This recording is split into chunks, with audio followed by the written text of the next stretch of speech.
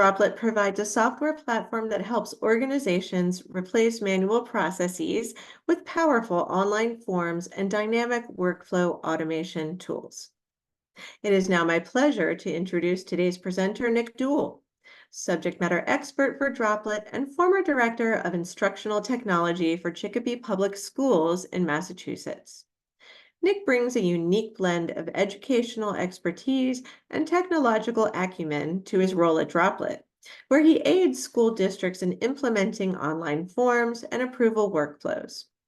As a chemistry teacher, assistant principal, and district ed tech director in Chicopee, Massachusetts, Nick has been dedicated to leveraging technology in the classroom and administrative offices. Now, as a subject matter expert at Droplet, he continues to pursue his goal of simplifying complicated processes, living by his mantra to make it make sense. Take it away, Nick. Thanks, Lee. Good afternoon, and thanks everybody for joining me today. We'll be covering 10 tips for automating your workflows, as Lee just mentioned. My name is Nick Dool, and I'm the subject matter expert at Droplet. First, I'd love to connect with you on LinkedIn, so I'm going to drop in my LinkedIn link there. Feel free to connect with me, or you can scan the QR code on the screen. I'm a former district administrator, as Lee said, school administrator and high school chemistry teacher. And as a teacher, I really fell in love with infusing technology into my lessons. And it got me thinking about the same for school operations. And so after 8 years in the classroom, I became an assistant principal to really focus on building processes, things like master scheduling and student conduct systems, graduation planning, you name it. Tech helped it happen faster, better, smoother. So I caught the bug for process improvement. And before long, I was the director of instructional technology, working with every department and school in the district to build, or in some cases to rebuild, processes. And one of the critical tools that we used in our work to do this was Droplet. I was so impressed with the product and the team behind it that I recently joined the team. And in this role as subject matter expert, I help districts do exactly what I did in my own. So I'm happy to share some of my takeaways from that experience with you. But first, I want to share the takeaway that I'm hoping you'll get from this webinar. I want you to know in this hour that we have how to automate school district operations using online forms and workflows.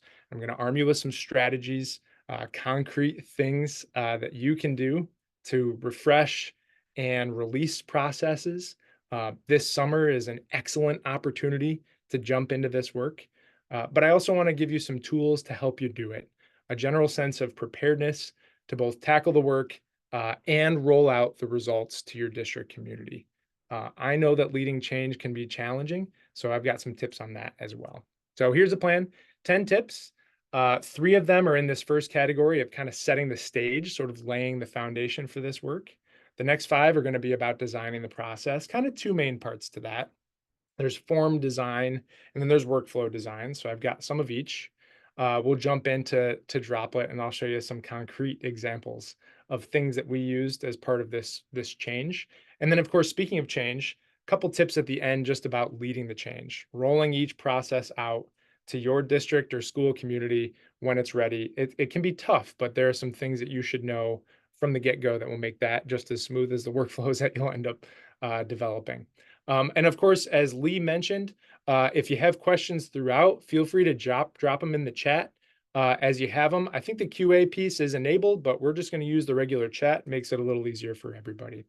We'll have these 10 tips off to the left side of your screen, and we'll check them off as we go through them. So let's jump right into tip number 1, which is all about prioritizing your efforts.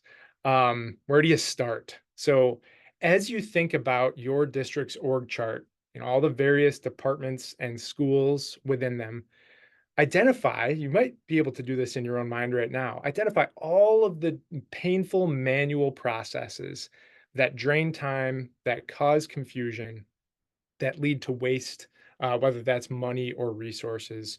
And I suggest that you consider kind of 2 factors when it comes to these pain points: complexity and frequency. And you can consider these on a grid. You could actually plot your dots for your pain points on this grid that shows more complex processes toward the top and more frequent processes toward the right. Bit about more complex. If you can answer yes to these questions, that's the most complex process that I can think of. So, does a lot of information need to be gathered about the process? Is there information that's only needed in certain circumstances? Does the process involve multiple departments or does it involve varying reviewers? If you're thinking about a process in your district and you're saying yes to all four of those, that's probably and toward the top of this grid. Of course, 0, 1, 2 might be push it further down on this grid. And then the left to right piece is just how frequently it happens during the school year. Now, the top right quadrant is where I strongly recommend you start. This is where you're going to get the most um, uh, happiness from people in your district that you're looking at taking a painful, complex, frequently carried out process and breathing some new life into it, taking a manual, painful process and making it smooth, online, and automated. A couple examples I can think of just to get your juices flowing. Field trip requests. In fact, that's what we're going to kind of be highlighting in this webinar. Field trip requests happen pretty frequently throughout the year, but also they can really bop to lots of different departments for final approval within your district.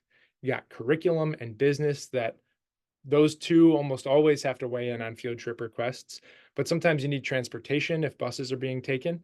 You might need nursing to sign off if you've got some students that have allergies. The superintendent, and in some cases, your board might have to sign off on field trip requests. So they happen often. They require lots of information. They're a top right quadrant dot for sure. Another one, personnel actions. I mean, onboarding is a bear alone.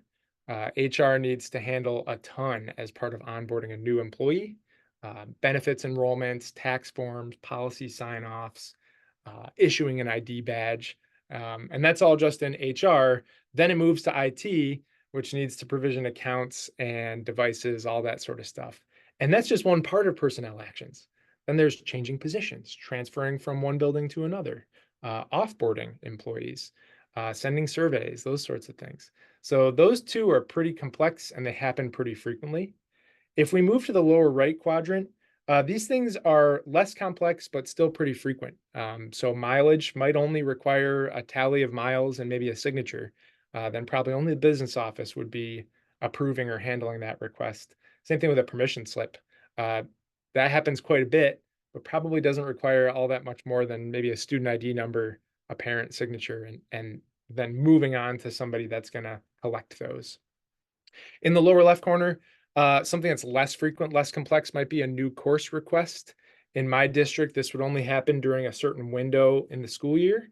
And really, we might be asking lots of questions about what you think might go into this course, but the approval workflow is probably more just heading to the curriculum office for review. And then to round out our grid here, the top left quadrant is where you have the most complex but least frequent things. In my district, a homeschooling application wouldn't happen all that often, but when it did happen, we wanted to know a lot of information about that request. You know, how is the student going to be receiving the curriculum and assessed on it, that sort of stuff. So the good news is, and this is the last piece with tip number one, we're giving you access to this this free Google Sheets template. This is the Google Sheet template that I used in my district to help us organize kind of our pipeline for redesigning all of our processes that we had identified.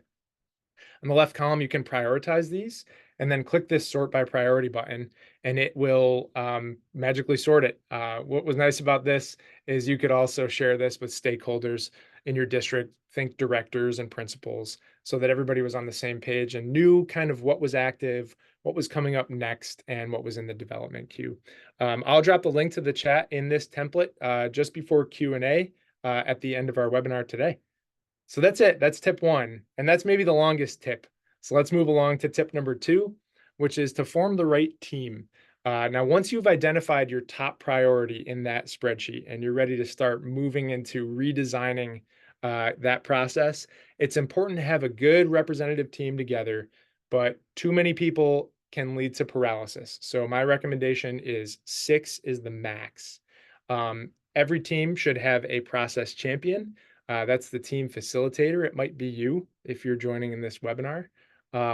It should be somebody who's really slick with leadership and communication skills, somebody who's going to kind of pull the team together. A submission manager. Now, this might be somebody who's going to be closer to the day-to-day monitoring of submissions. They might be a director, they might be maybe an HR generalist or a payroll administrator, somebody like that. Up to 3 members from relevant departments, especially if your first process that you're redesigning is something that involves a lot of departments, having their discretion in the room is going to be really critical. And then this is a mistake I made, and so I'll pass this along to you. I recommend you have one person from the school, from a school in your district, on the team.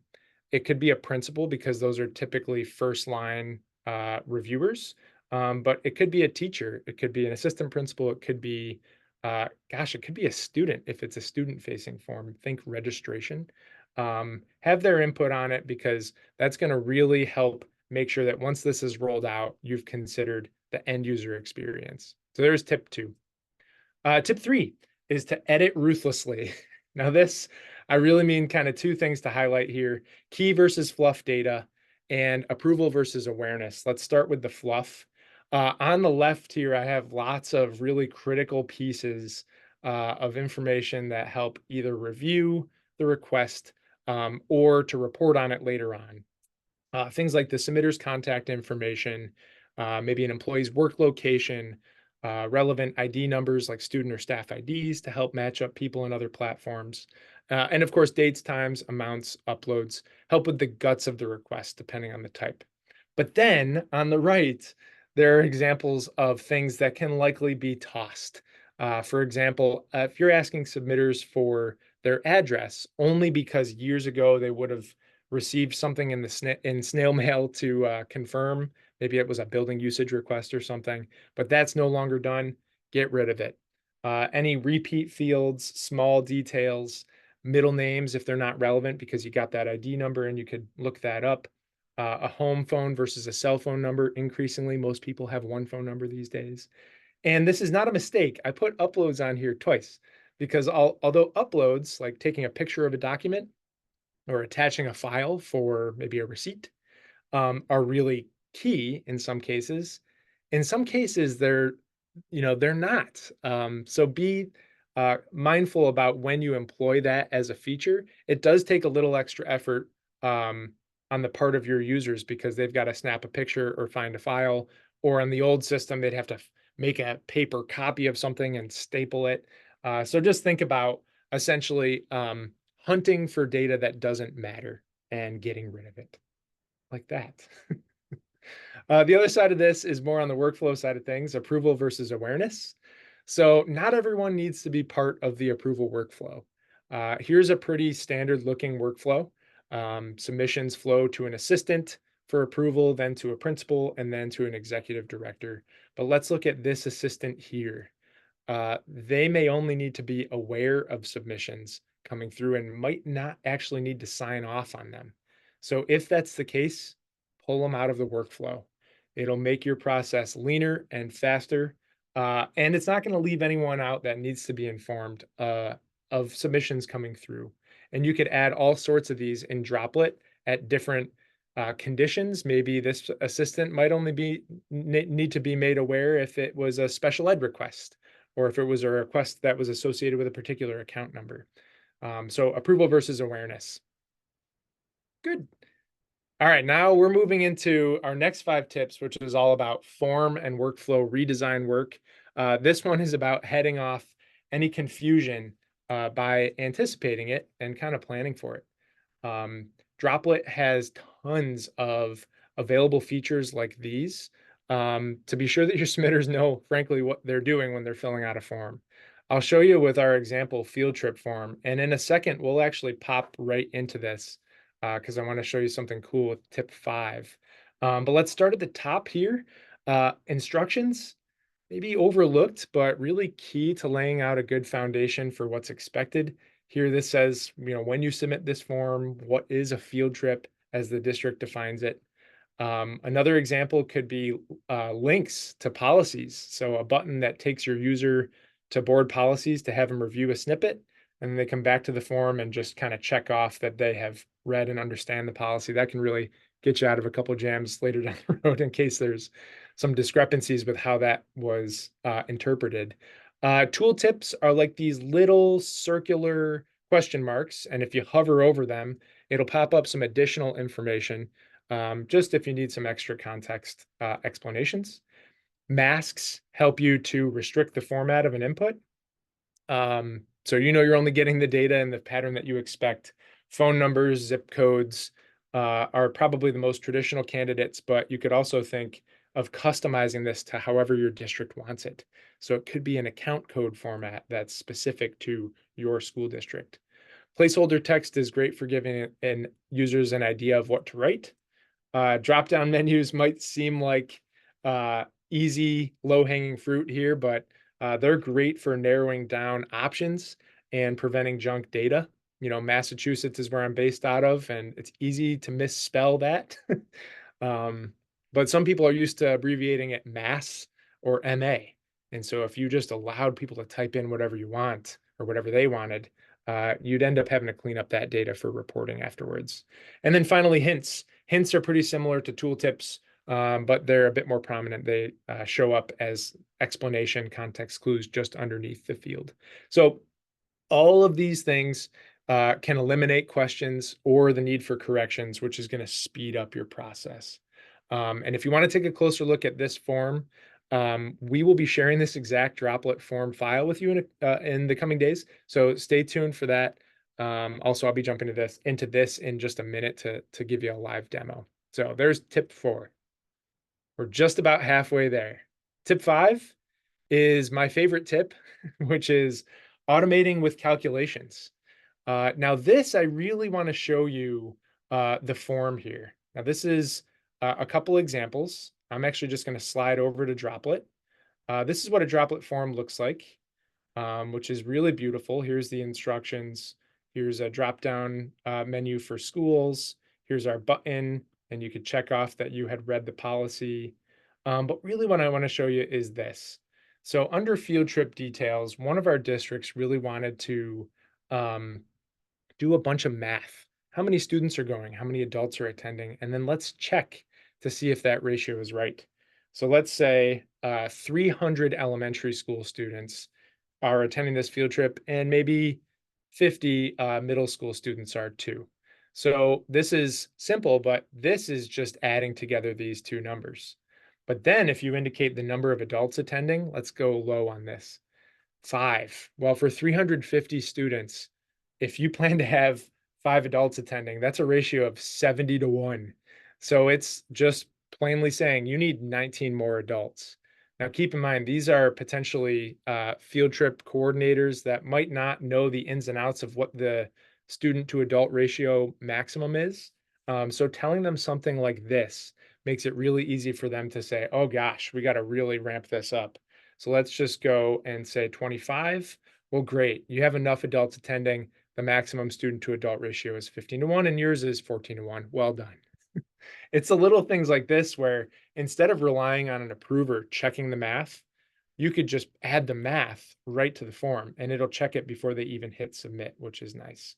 Here's another example, school departure. Let me zoom out on this so you can see the menu that pops up. School departure times, destination arrival. Let's put, maybe we're leaving at 9:30 today, and it's going to take us 30 minutes to get there. And we'll leave 3:30 and get back by 4. So right here, it's calculating the total trip duration in hours, which might be helpful for paying a bus driver. In fact, we could go up here and say, hey, we're traveling by school bus. Well, now look, it's actually calculating the number of buses that are needed. And again, this is totally customizable to whatever your district has. So let me just drop this number down to 100. That'll drop our number of buses needed too. And all sorts of other information that you could put in here, like toll and bridge costs and meals, admission, lodging, and it's calculating an overall cost of the trip and an individual cost to the student. That makes it really, really easy for your field trip coordinators in your district to know, all right, I got to grab $7 from everybody. So Automating with form calculations and rules will teach your submitters what's expected, but it's really also going to assist your approvers with reviewing submissions since it's like you're pre-checking their submission before they even hit submit. So there's tip number 5. Tip number 6 is so similar to what I just showed you, but it's in the workflow. And so super important. It's kind of at the heart of why my district went with Droplet and what Droplet does for customers.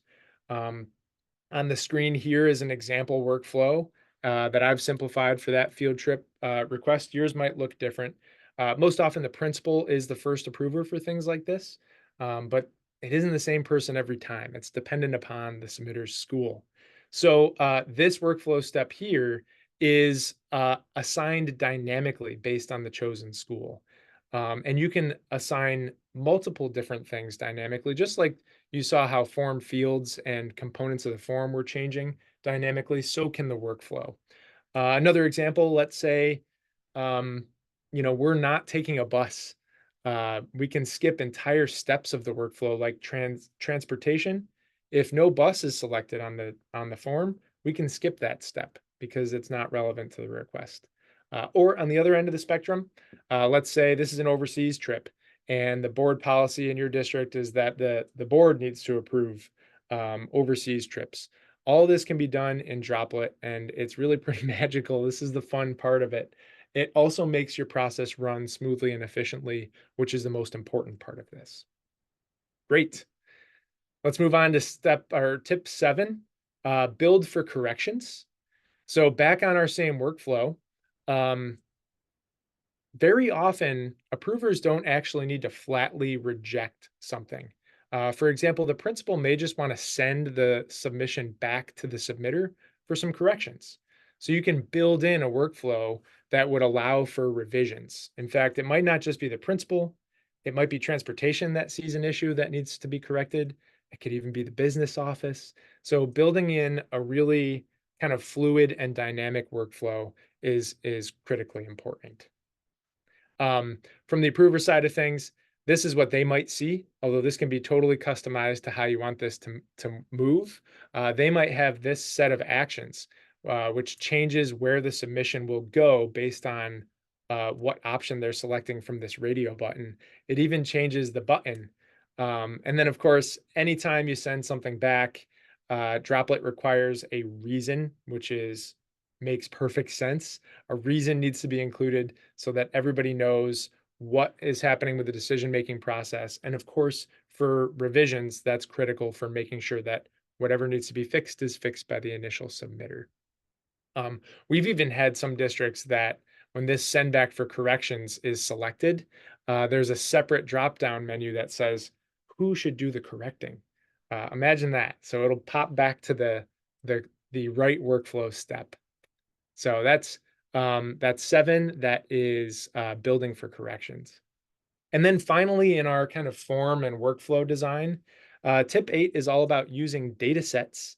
Now, data sets you might not be familiar with in Droplet. It's really similar to think of a spreadsheet of information. But let's say you've got a list of departments and maybe administrators associated with those departments. This information would exist in a data set.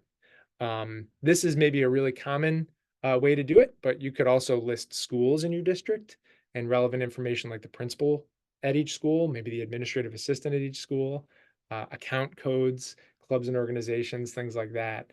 But the magic is not just listing the information in a data set, it's connecting it to all of the forms that might use that information. So let's say, for example, in the business and finance department here, Daniel Cobalt has left the district and Pat Copper has replaced Daniel. Well, now all of these forms that were referencing Daniel beforehand are now referring to Pat so that anything can be routed to the latest updated version of the data set. And honestly, I feel like I'm just scratching the surface here with data sets. Districts can import data into data sets to reference all sorts of things, budget codes, position titles. My district would use this for salary steps to try to figure out how are we going to pay this person on what column and what step. student clubs and organizations. It can all be updated manually, or better yet, it can be imported from another platform. It can be pulled over, integrated with other platforms. This is kind of the secret sauce of making it easy to keep the information updated in your Droplet instance. Great. So that's tip 8. I just have 2 more tips before we move over to Q&A, and these final 2 tips are more about the leadership and change management piece of it. Tip number 9 is to expect hurdles. And the 2 main hurdles that we encountered were budget constraints and a general resistance to change from some folks. Let's start with budget constraints. When you're considering adding something to your district's tech landscape, you want to ensure, of course, it's worthwhile. That was a big part of my job as a director of instructional technology. We were constantly asking, does it solve a problem or enhance learning? And then how much does it cost? Those are things we considered. But I suggest you consider what we did often, which was this question: what does it cost if you don't make these changes? There are tangible gains, of course, to switching to an online form and workflow process. Less paper is maybe the most tangible. But I would argue that most of the benefit of making a switch to an automated workflow system is intangible. Um, for example, it's seeing an uptick in, let's say, field trip requests because teachers saw that the approval process was so easy, which means the net effect is that students are having more real life experiences and exposure to the world around their school. The opposite of that, with other examples, could be that staff is displeased with a lousy reimbursement or PO process. That's a cost. Losing new teachers early on in their stint with you over a bumpy onboarding, that's a cost. So think about what might be an expense to you if you're not focusing on taking these painful manual processes and bringing them up in line with the times. The other piece I think is maybe a little bit easier, but you're going to know these folks better because you know them. They're in your district. Those who might struggle the most with change, especially as it relates to technology, my advice there is really to involve them in the redesign process. Make them one of those 6 people on the team. As long as they feel like they have their discretion is being heard, and they are there and understand how it's being redesigned, you'll probably end up bringing them along with you. Great. Uh, our final tip, tip number 10, is to communicate often. And for this, I've got kind of 4 things. As you start this work, and like I said, this summer is an excellent time to do it. Be transparent.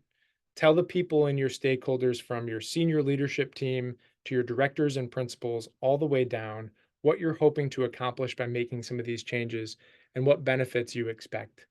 Um, Show, don't just tell. Stakeholders usually, in my experience, it clicked for them when they saw the workflow, when they saw, oh, that's so cool. It'll only go that way if it's a request for the finance office. Things like that, that allowed them to kind of come along with you. Update regularly. You can't over communicate about these things. This is a big piece of advice. Share your progress, be open about your setbacks. If things didn't work exactly as you thought the first time, iterate over them.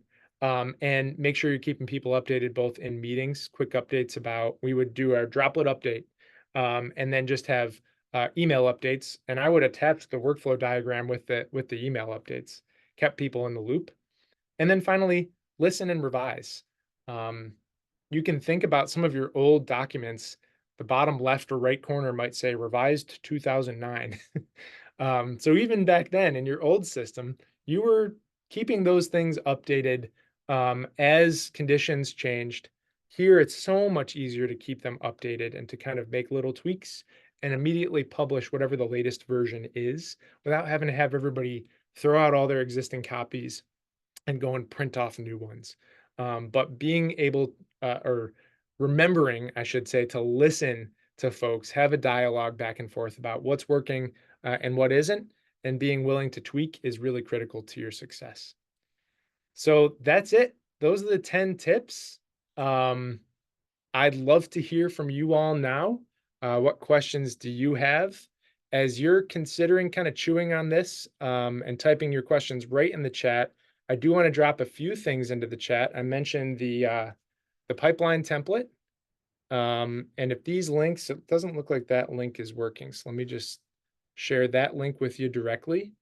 Also, if you'd like a free Droplet account, you can sign up, but just by going right to droplet.io.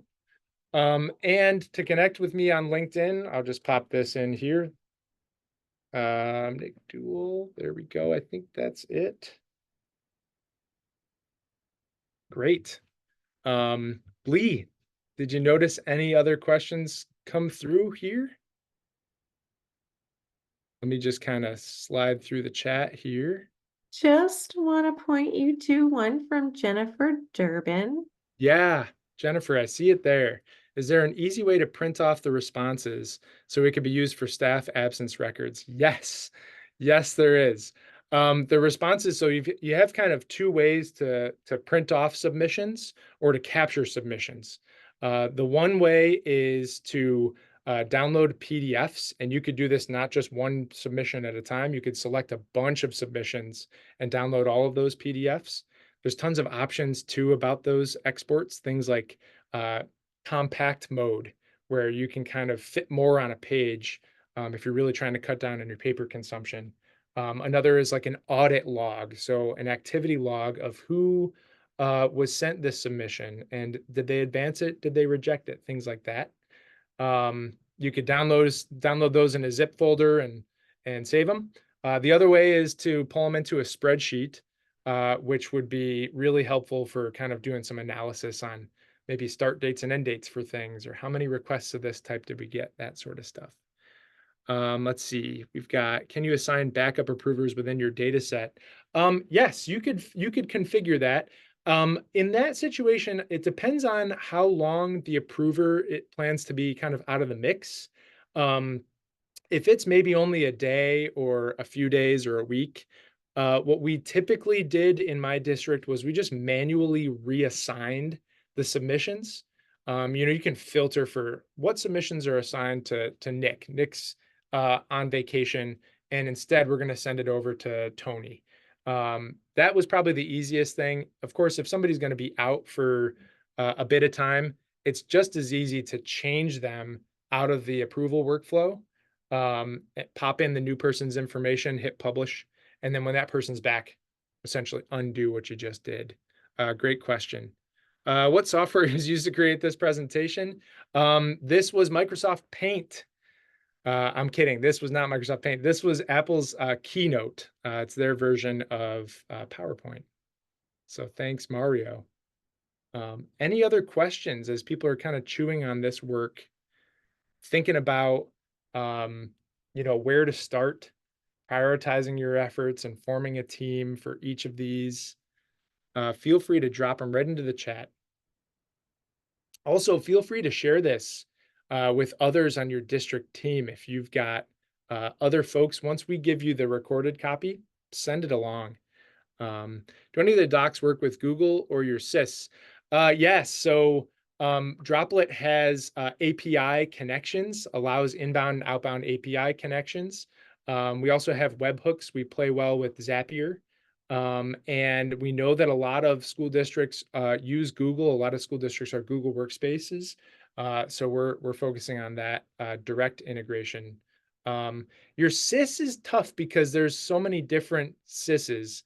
In my district, we had a student information system that really did not like accepting information. It really only wanted to send out outbound information.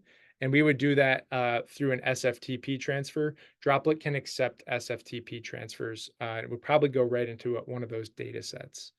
Maybe you want to pose the canned questions you had prepared. Let's see. Any other questions we have here? Susie, thanks for that. That's honestly, the integrations piece is going to be really, really critical. What if your field trips forms are already in your SIS like Power School? Yeah, so I guess it would depend on how that workflow looks. So does Power School have the ability to kind of dynamically um, route submissions based on what's on the form or what's been submitted on the form. In I have limited knowledge of exactly what the forms look like in PowerSchool. So that's a great question, Susie. If you and I want to connect, find me on LinkedIn or shoot me an email, nick@droplet.io. I'd love to meet with you to kind of take a look at what you have going on. Talk about some of the ways where maybe that's not working out so well and ways where Droplet could help you with that. Yeah, absolutely, Susie. Field trip forms are, I mean, there's really no good kind of platform that handles all of that. And so that's where in my district, we really found that Droplet was great for kind of filling in all of the cracks between our platforms. It was almost like the glue that would keep these processes rolling smoothly. Um, And I'd be willing to bet that you and your districts have something pretty similar where you have a tech landscape, and some of the systems might talk to each other really well, and others really might not talk to each other. And so Droplet can help kind of facilitate that move of data as part of requests. Great. Well, unless there are any other questions, um, I know that your time is super valuable, and I appreciate you joining. If you have other questions, like I mentioned, feel free to scan the QR code, connect with me on LinkedIn, shoot me an email. I'm nick@droplet.io. Super grateful for you joining us. I think this concludes our webinar. Thank you so much to everyone who's joined this webinar today. We really appreciate our member support as well as Droplet support. Thank you, Nick, and everybody at Droplet, and we hope you have a great rest of the day. Thank you.